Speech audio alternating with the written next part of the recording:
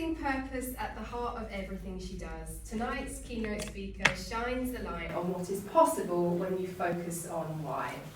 She coaches clients to create a more meaningful and purposeful way of life and to inspire a wider global audience. She hosts the podcast Focus on Why. Since launching it back in April 2020, she has since racked up a staggering 431 episodes and is downloaded in 140 blooming countries. Believing that every moment matters, please give a very warm PSA South East welcome to our very own past regional president and recently published author, Amy Rowlinson.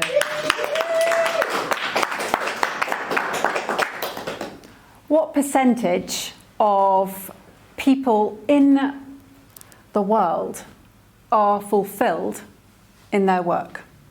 Give me a guess. Oh, they didn't. I think Mike told us. 10% are fulfilled.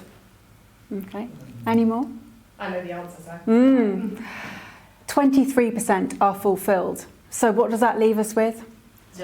77 are either disengaged from their work or actively disengaged or not engaged in their work. That is Gallup's State of the Workplace Global Report for this year. Last year, the CEO of Gallup, John Clifton, said that this low level of productivity is the difference between success and failure for humanity. This fulfillment piece is a big deal. Andy's just spoken about it. It's a big deal. Purpose is at the core of understanding how to be fulfilled. So I was going to do a talk tonight about purpose. But what came out of my book launch last week was that the Q&A session was actually quite illuminating. And bear in mind that 77% of the global workplace are currently unfulfilled, not engaged and not actively enjoying their work. I figured I'd do a bit of a Q&A and a workshop on how to become more fulfilled and really understand how purpose can bring so much more into your life professionally and personally. Would that sound like a better plan, a good plan of interest to you? So what it does involve is you. And what I mean by that is I am going to write down some questions and then we'll cover them. So what would you like to know about purpose? How do you find it? Well, okay, right.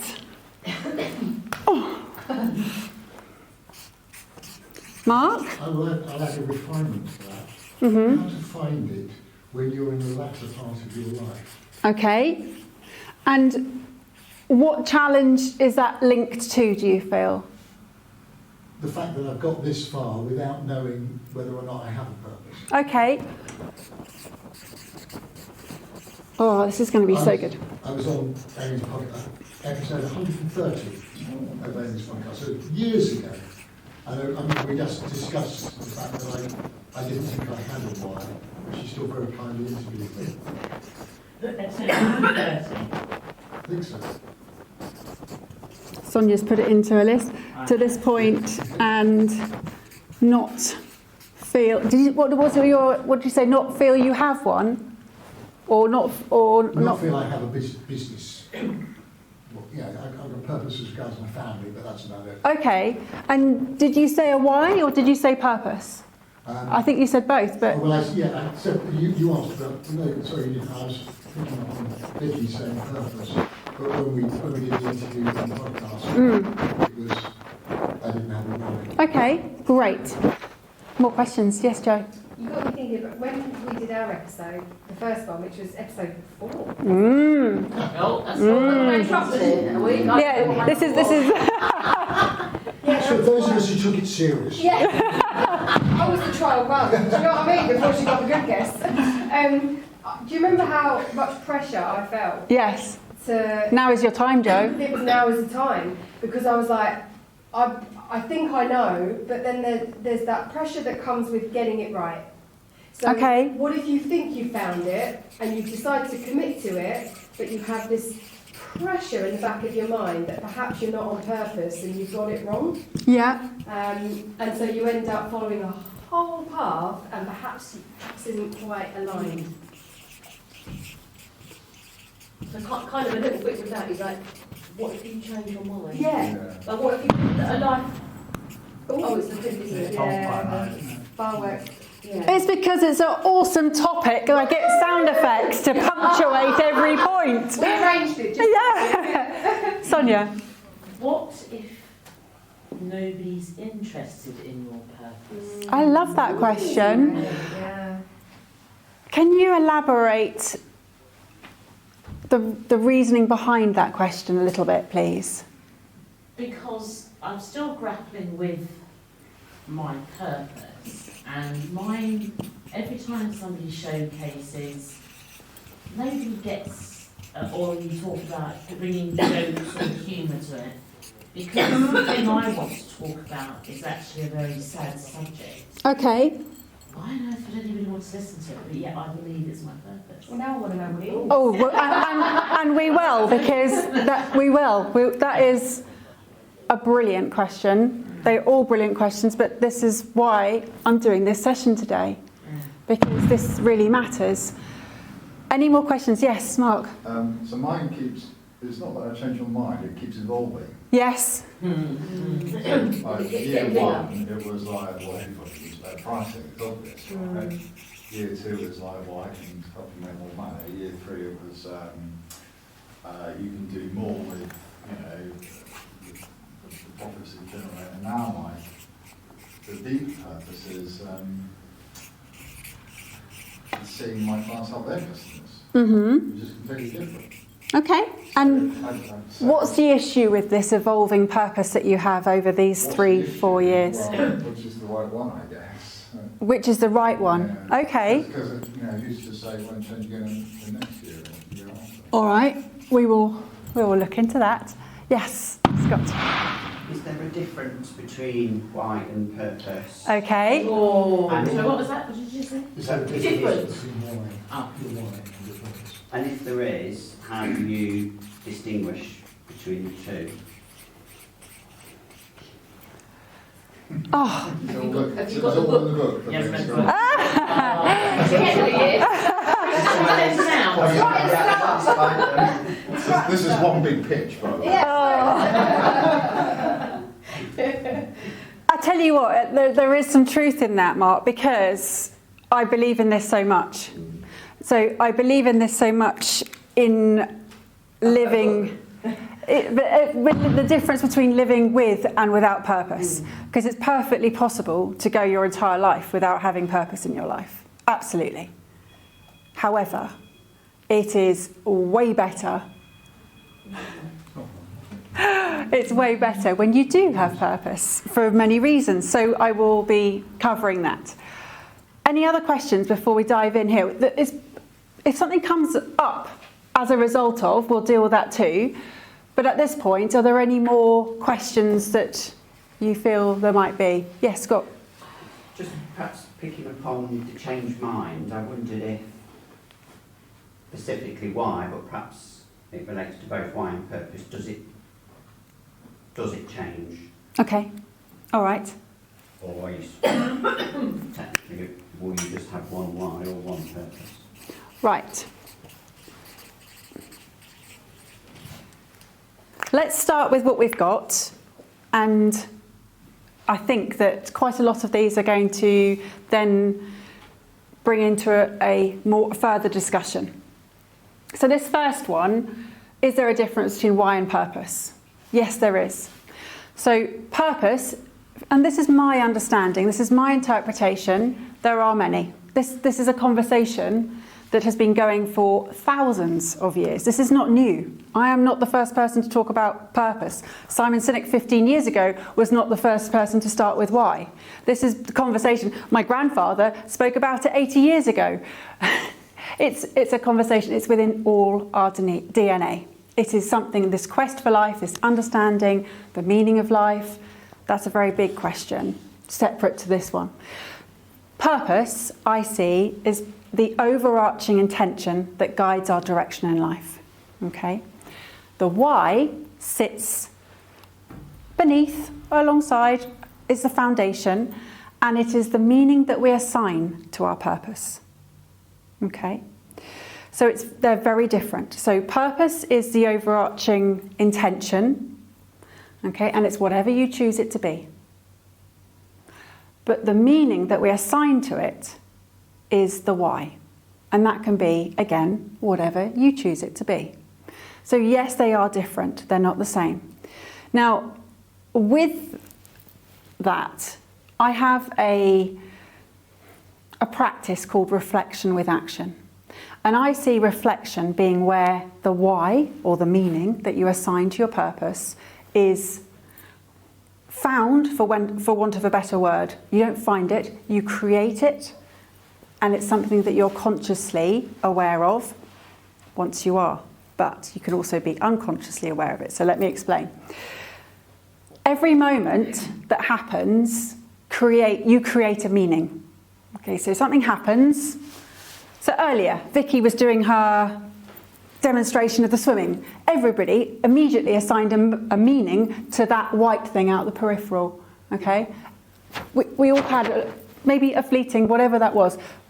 Vicky also assigned a meaning. It was a shark. She then responded to that meaning that she assigned to it, and that was the action that she then took. So every moment then goes to a meaning, we assign a meaning, which then triggers our response, okay? And we're choosing that consciously or unconsciously, okay? And then we take action.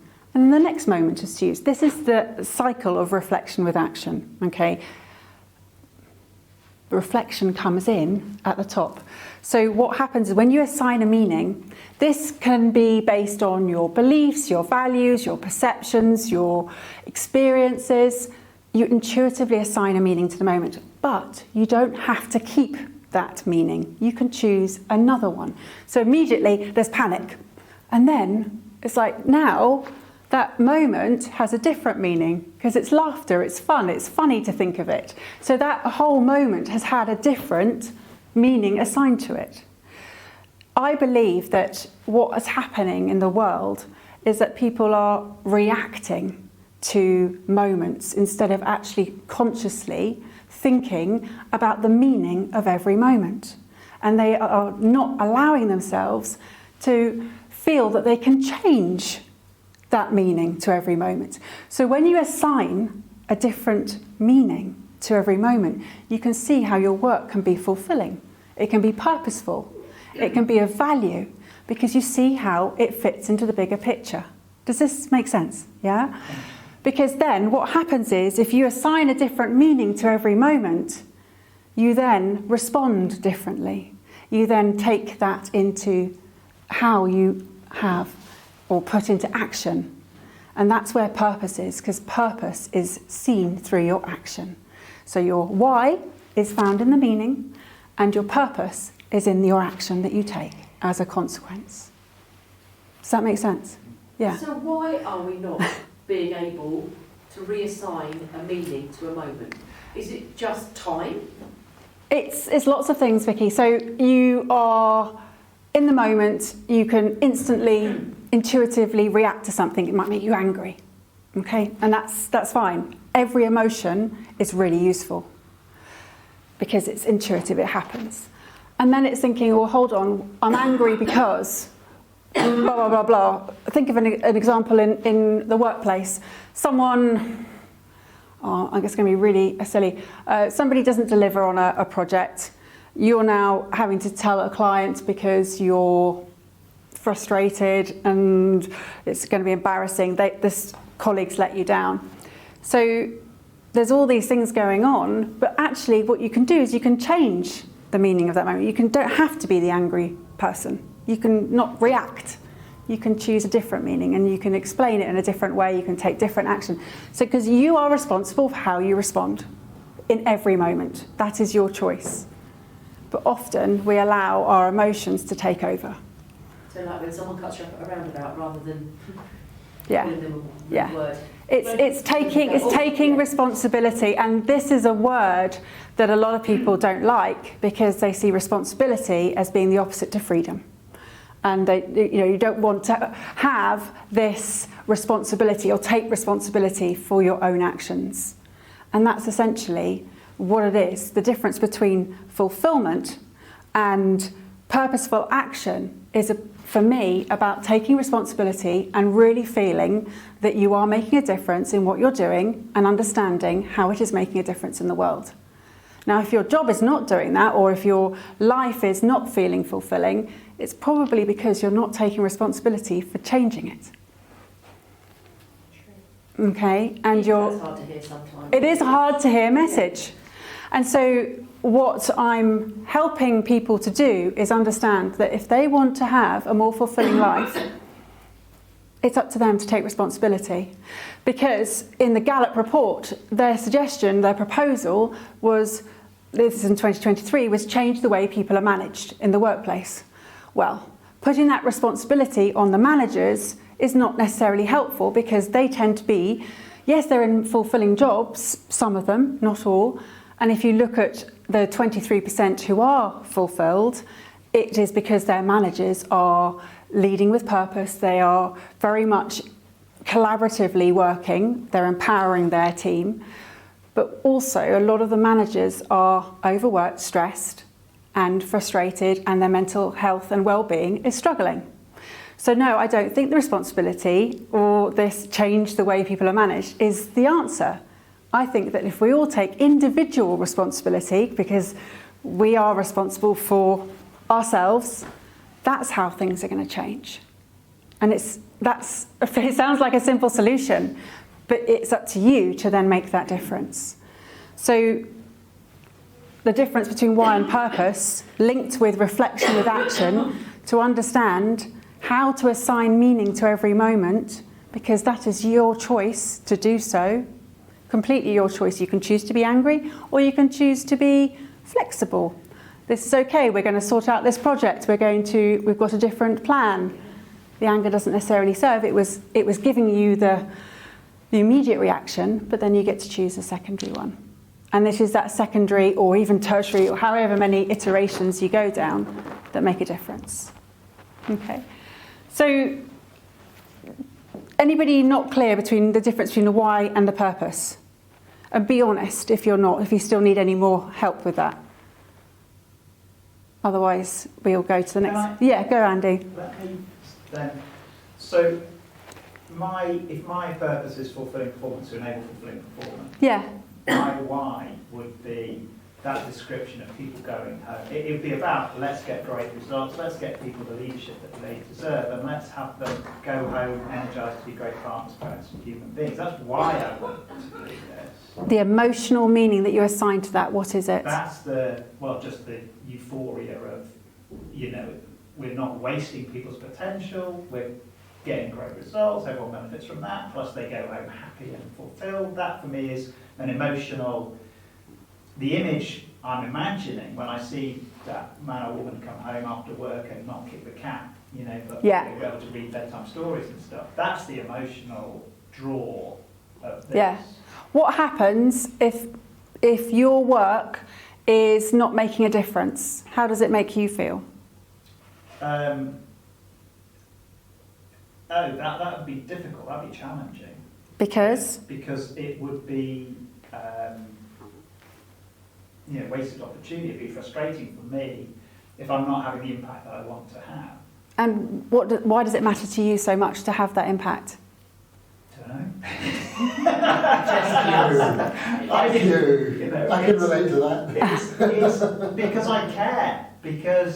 And you care because? I care about people. I care that they get the leadership they deserve. I care that we get on better. I think we're all incredibly fortunate to be on this planet, and I think let's make the most of it. Have you lived in the place that you see the people that you're helping? Have you been that person? Yeah, most likely in my sort of learning and growing, I've had some poor leadership, I guess. I've had some frustration. I just see it everywhere.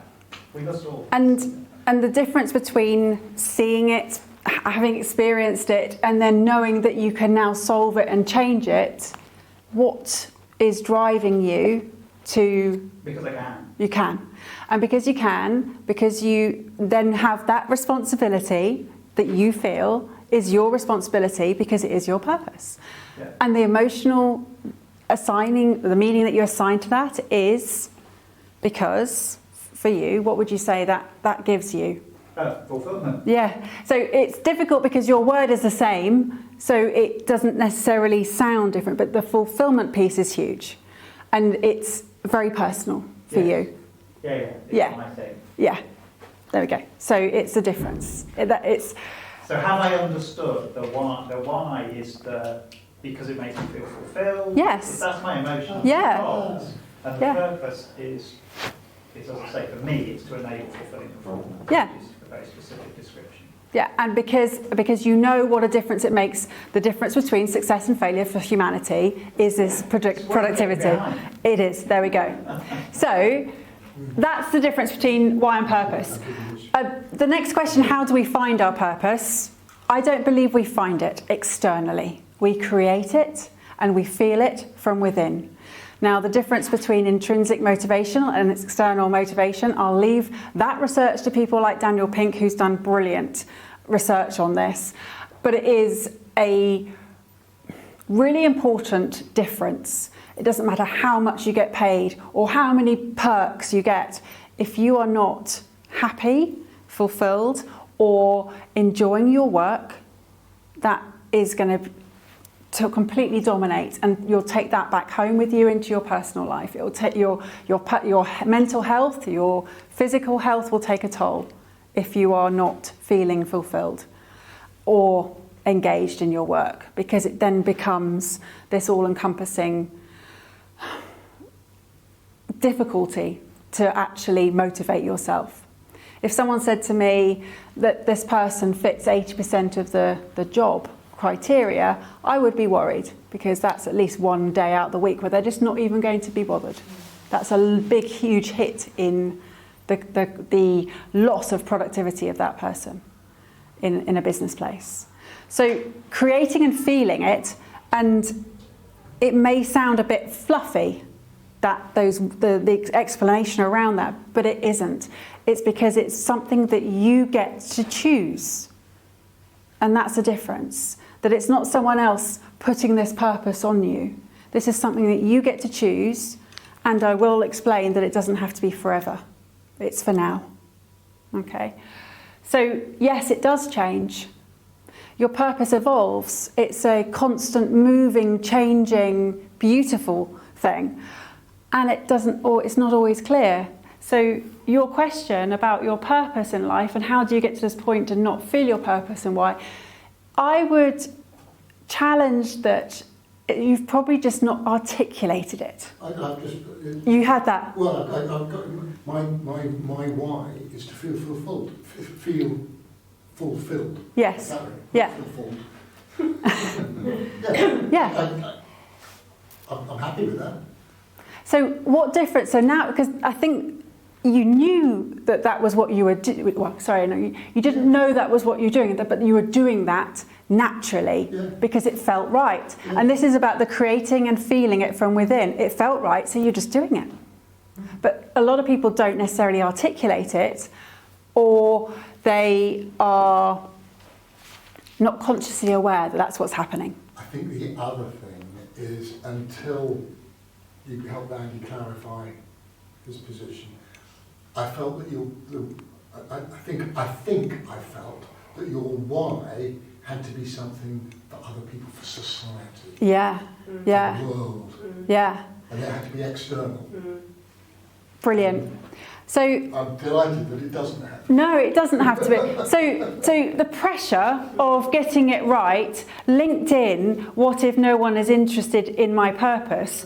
Those two things, let's just talk about that for a minute. And I'm going to give you a handout while you're doing that. And this is my framework. Okay.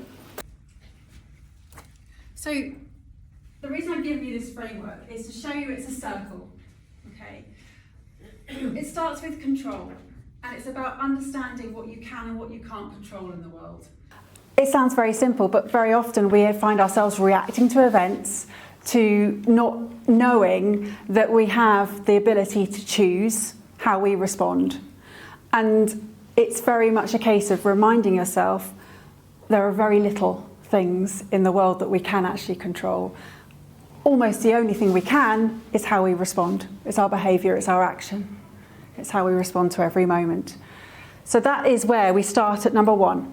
The next one is to understand and challenge the status quo. To do that, it's about understanding whether we have adopted, taken on board societal, familial, workplace, social paradigms, and they're not actually who we want to be. But we are going through the motion, we get swept up by the way that we think we need to behave or respond or do. So it's challenging, am I actually being authentic to who I want to be and how I want to live my one and only life?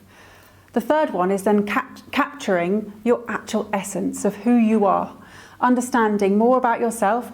Andy spoke about it earlier, your strengths, your gifts, your talents, and really focusing on that. Our education system in the UK is very much based on pulling up your weaknesses instead of focusing on and really championing your strengths. We're adults now, we don't need to worry about the weaknesses. We can do what we love doing and really champion our own strengths. But often we forget, or we don't even recognise what our superpowers are because we think they come naturally, so surely everybody else has got that as well. No, they haven't. This is something that we really need to focus on who we are. This is your one and only life. Don't feel the need to conform with everybody else. So this is the 3 elements that I put into the purpose phase. And I talk about the purpose, and with that is the why. And we're having established and looking at this and really doing a bit of a deep dive. There are lots of exercises in the book that will help you to do that.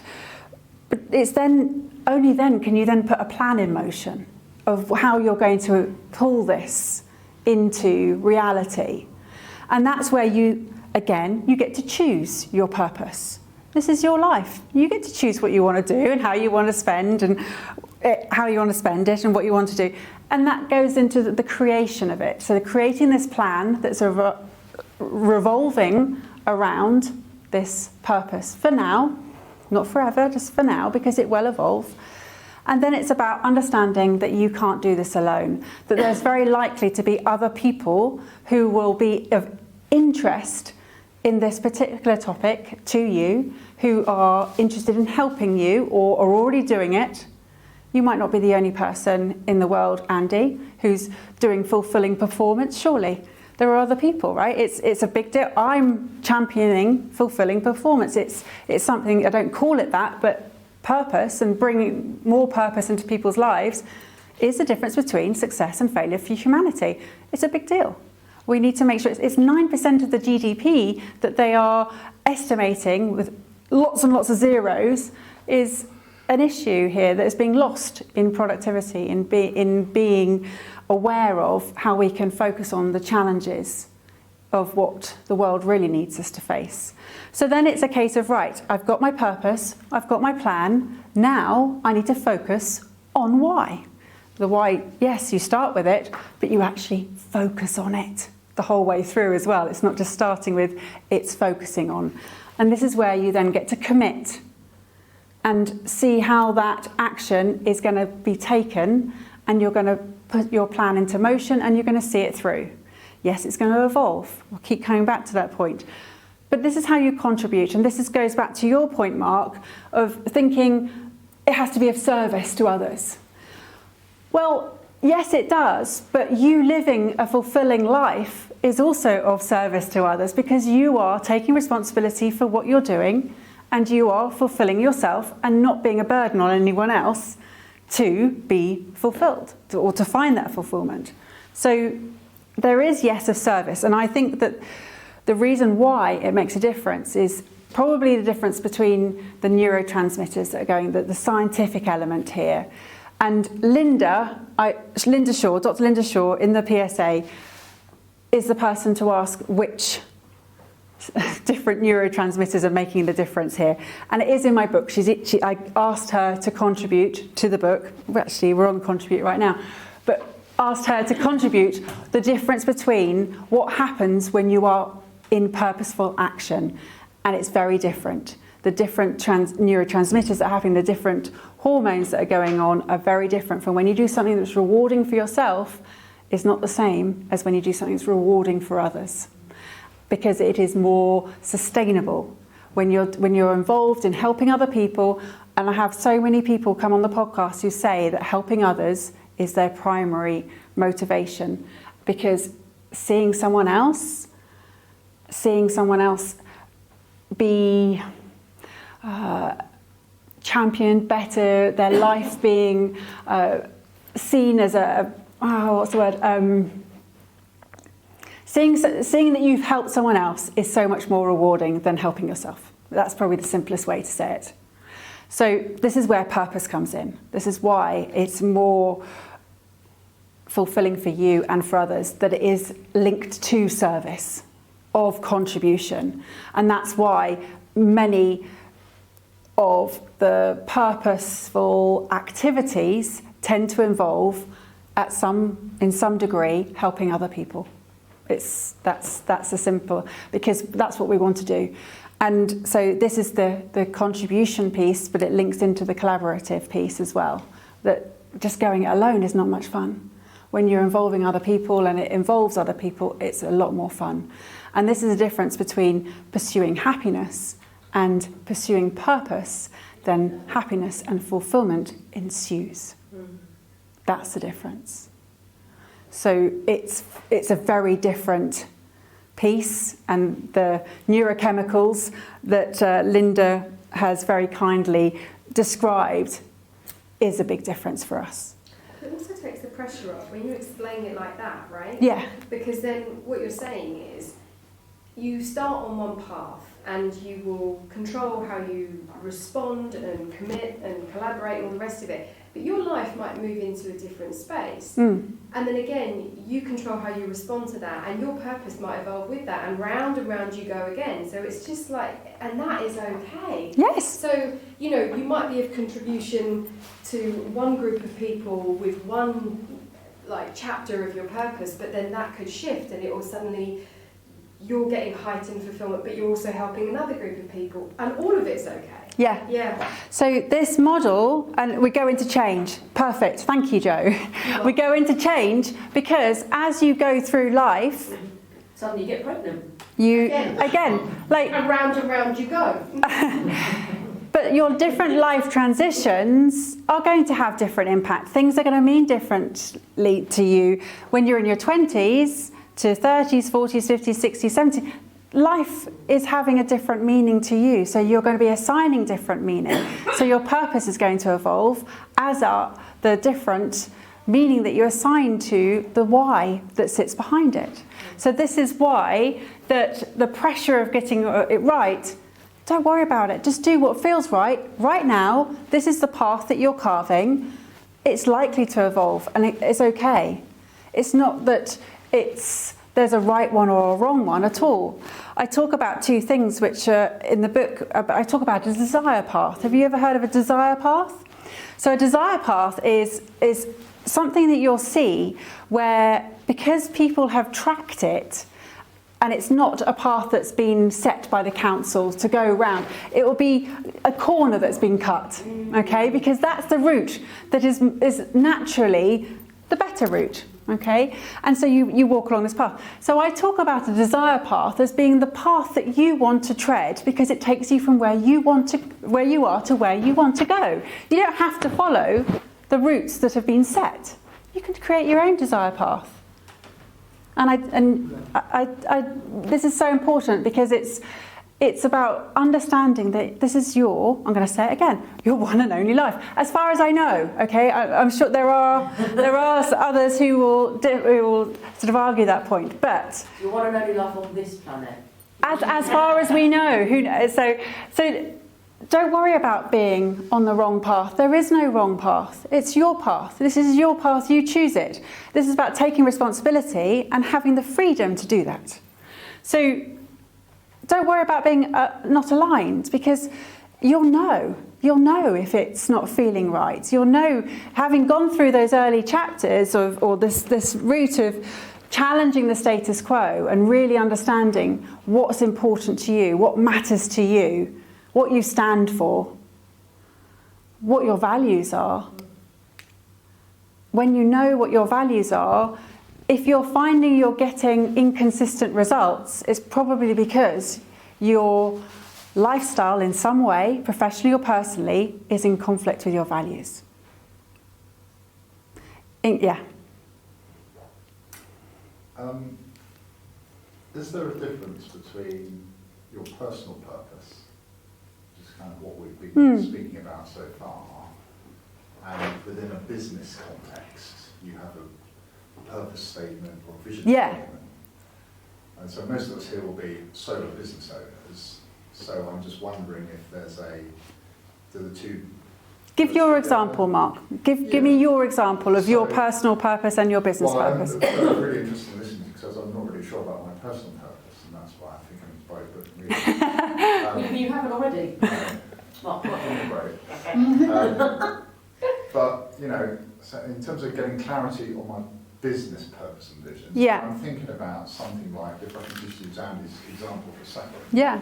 If your personal purpose is fulfillment, getting fulfillment, something like that, or maybe that's not a good example, but, you know, in a business context, on your website, you might put your vision statement. So you wouldn't put on your business website a vision statement that relates solely to your personal purpose. Because? Because I think the two things might not work together, because it might appear selfish, for example. Try me. Well, I haven't got a good example. So describe, why did you, what did you set up your business? What was the purpose of your business? Why? Yes.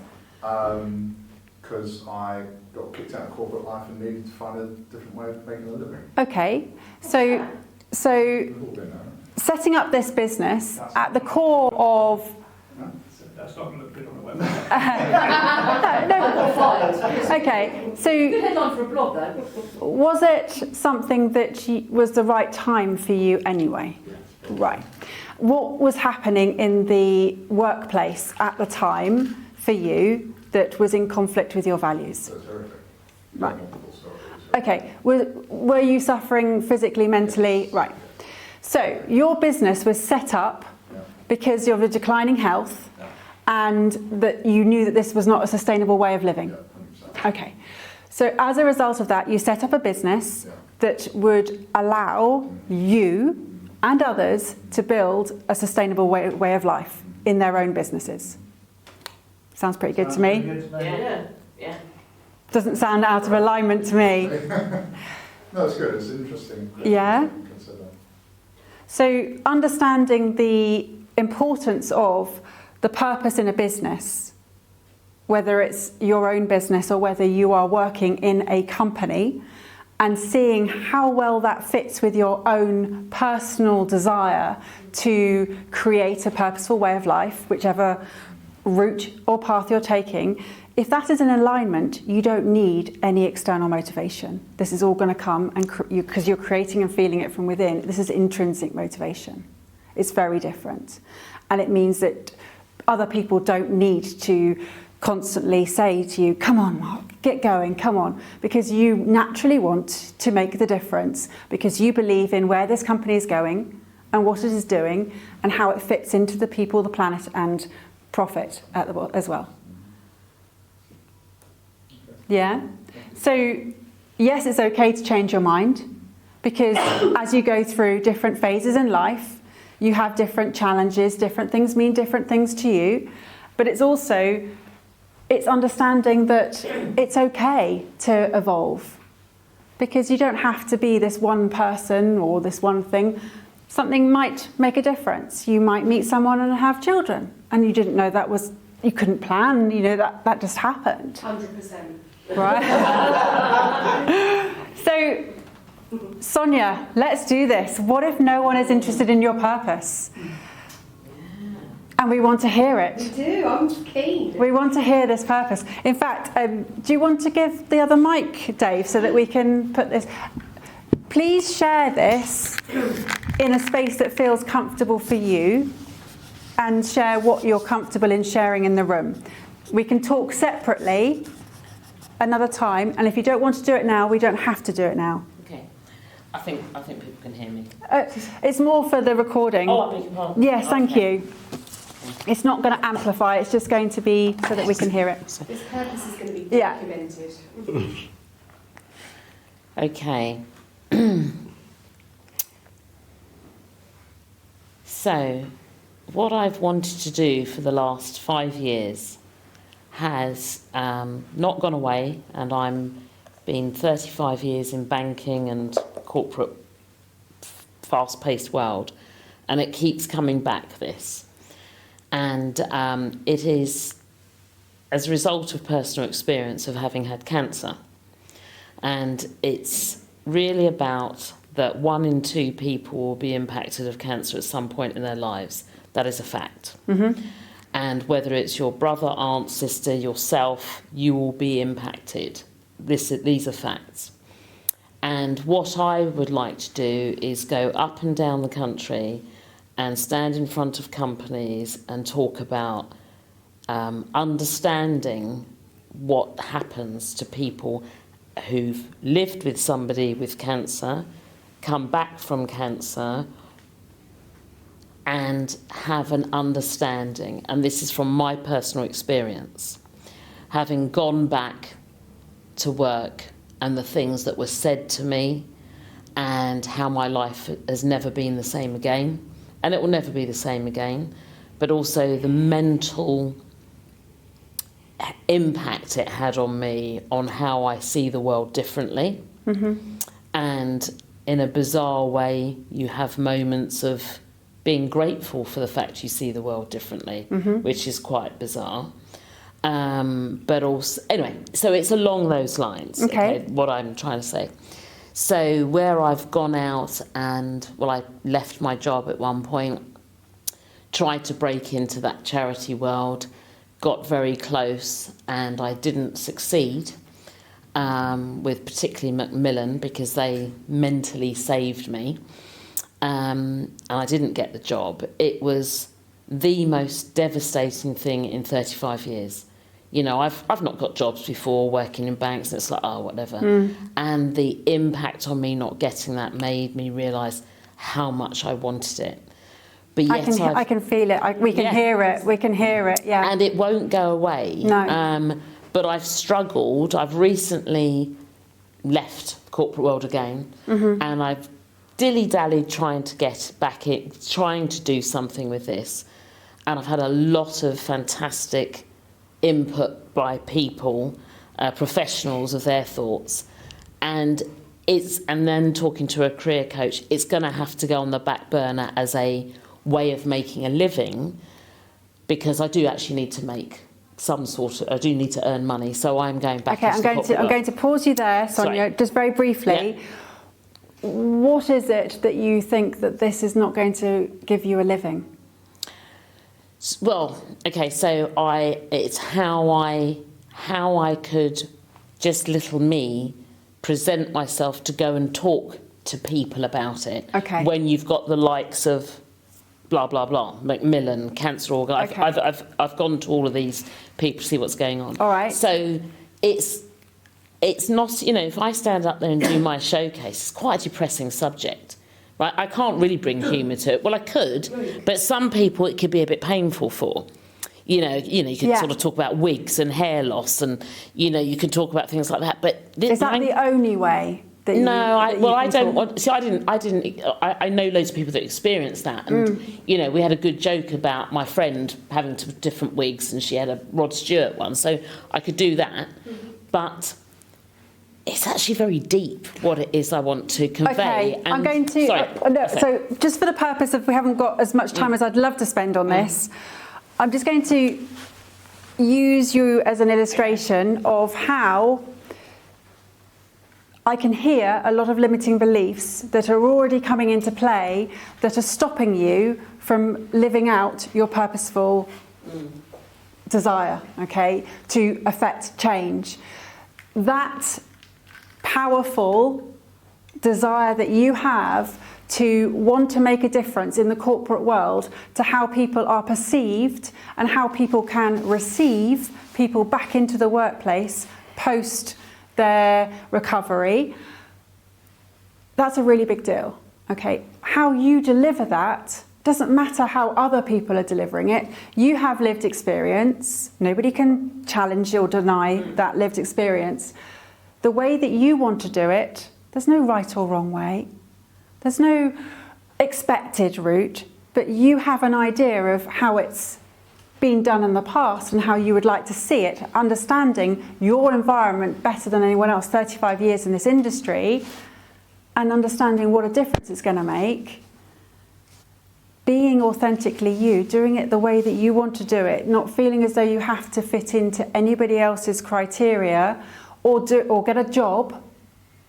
Okay, those are all external limitations that you're allowing to quash what really matters to you. And to think that you can't make a living out of it, again, is just a belief. You could be one belief away, you can choose to believe something else.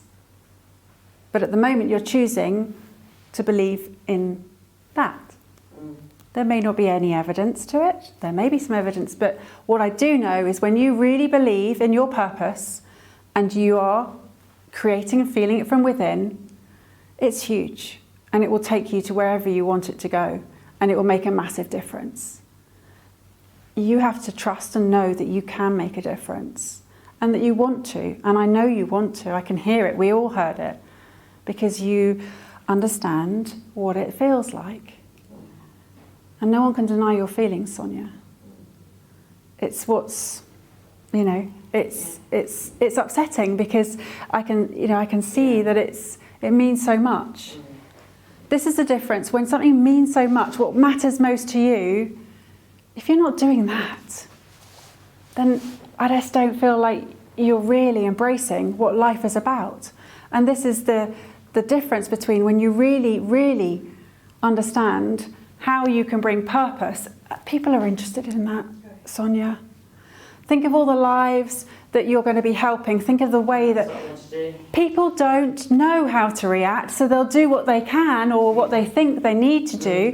If you go into a company and say, have you thought of speaking to someone like this? Have you thought of bringing this into your protocol so that everybody is received back into an industry, back into the workplace, in a place where they are comfortable, safe, respected, dignified, whatever it is that you want them to feel or the individual wants to feel. You're just showing them what is to be an option for them, how it can be done. Because at the moment it's not, and 1 and 2, that's huge. That's only just changed recently. Yeah. It was 1 in 3. So the deeper purpose, is it the right one? If it upsets you, if it really moves you to tears, if it really brings everything to the fore, then yeah. But if it doesn't, it doesn't matter. It just you haven't quite got there yet. You'll spend your entire life. This is your life's work. You're not going to reach it. You'll hit milestones and intentions along the way, but the purpose is bigger. It's bigger than you. This mission that you have, Sonia, of going out there, you're starting it. You're championing it. You're leading the way. Vicky. Can I ask you something? Sorry, I feel like I'm really struggling here with some germs. How do you feel if somebody else, so like in 5 years' time, somebody else was doing what you want to do now, and somebody else set a business up and went out there to educate the workplace on how to deal with someone who's come back from a cancer treatment? I'd get myself. Yeah, you would, but you'd also be pleased because they're doing what's important. Yes. And this is the thing about purpose. There are lots of other people around the world who are talking about purpose. I'm not the only one. Andy's talking about fulfilling performance. I'm not in competition, I'm in collaboration. Yeah. So yes, it's great they're doing it. You'd kick yourself because you're not doing it, not because they're doing it. No, I think, gosh, I'd love to. Yeah. I think this is probably last question and then I'll wrap up. is it your view that every purpose, that people can make a living from fulfilling their purpose, regardless of what their purpose is? I think that that's a personal choice, Mark. So your purposeful way of life does not have to be something that you choose as your career. You can do it through volunteering, you can do it through many other ways. Giving, receiving, whatever it is, active community work. It doesn't need to be that your purpose is in your business. For some people that happens, and that's great. But no, not at all. It's seen in all different areas of life. Purpose is there if you choose it to be. And this is the thing. So it keeps evolving, and you're allowed to change your mind. You know the difference between why and a purpose. You don't find it. It's created and felt within. Yes, it does change. Your purpose in your latter life is evolving again because you've got to a different point. There's always these liminal stages before you transition into the next one, and purpose will be there.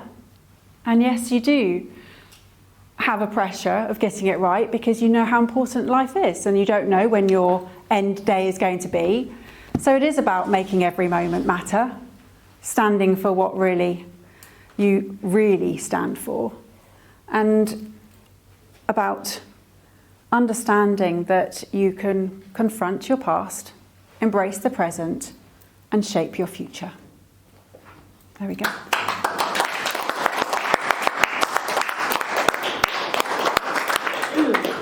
That was wonderful. Thank you.